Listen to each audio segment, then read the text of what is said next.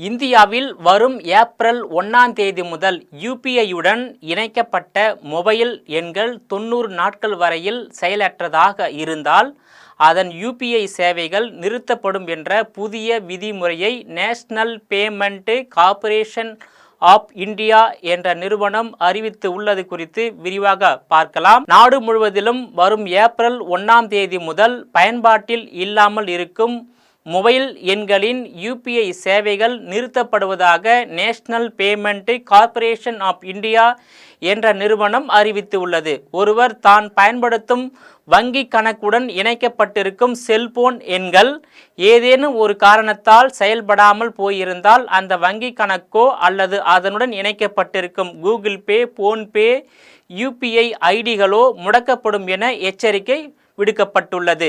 இந்த புதிய விதிமுறை ஏப்ரல் 1ஆம் தேதி முதல் நடைமுறைக்கு வர இருப்பதாகவும் இந்த புதிய விதிமுறையால் ஒருவர் வங்கி கணக்கை தொடங்கும் போது கொடுத்த செல்போன் எண்கள் தற்போது அவர் பயன்படுத்தாமல் இருந்தால் அந்த வங்கி கணக்கே முடக்கப்படும் அபாயம் உள்ளதாக தெரிவிக்கப்பட்டுள்ளது. வங்கி கணக்குடன் இணைக்கப்பட்டிருக்கும் செல்போன் எண்கள் பயன்பாட்டில் இல்லாமலோ அல்லது அந்த எண் 90 நாட்களுக்குள் மேல் செயல்பாட்டில் இல்லாமல் இருந்து அது புதிய செல்போன் பயனாளிக்கு வழங்கப்பட்டிருந்தாலோ அந்த எண் இணைக்கப்பட்டிருந்த வங்கி கணக்கை முடக்கி வைக்க வேண்டும் என்றும் தெரிவிக்கப்பட்டுள்ளது.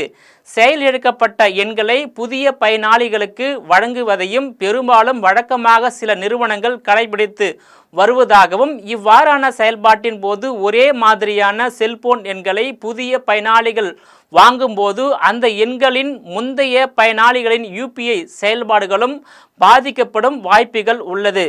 அது மட்டுமின்றி முந்தைய பயனாளியின் யுபிஐ இணைக்கப்பட்ட வங்கி கணக்குகளை தவறான நபர்கள் முறைகேடு செய்வதற்கு பயன்படுத்துவதற்கும் வழிவகுக்கும் என்பதால் இதனை தவிர்க்க தங்களது வங்கி கணக்குகளுடன் இணைக்கப்பட்டிருக்கும் செல்போன் எண்கள் உறுதி செய்து கொண்டு அது பழைய எண்களாக இருந்தால் உடனடியாக வங்கிகளுக்கு நேரில் சென்று பழைய எண்களை மாற்றிவிட்டு தற்போது பயன்படுத்தும் புதிய எண்களை கொடுக்க வேண்டுமென national payment corporation of India என்ற நிறுவனம் அதன் வாடிக்கையாளர்களுக்கு அறிவித்து உள்ளது.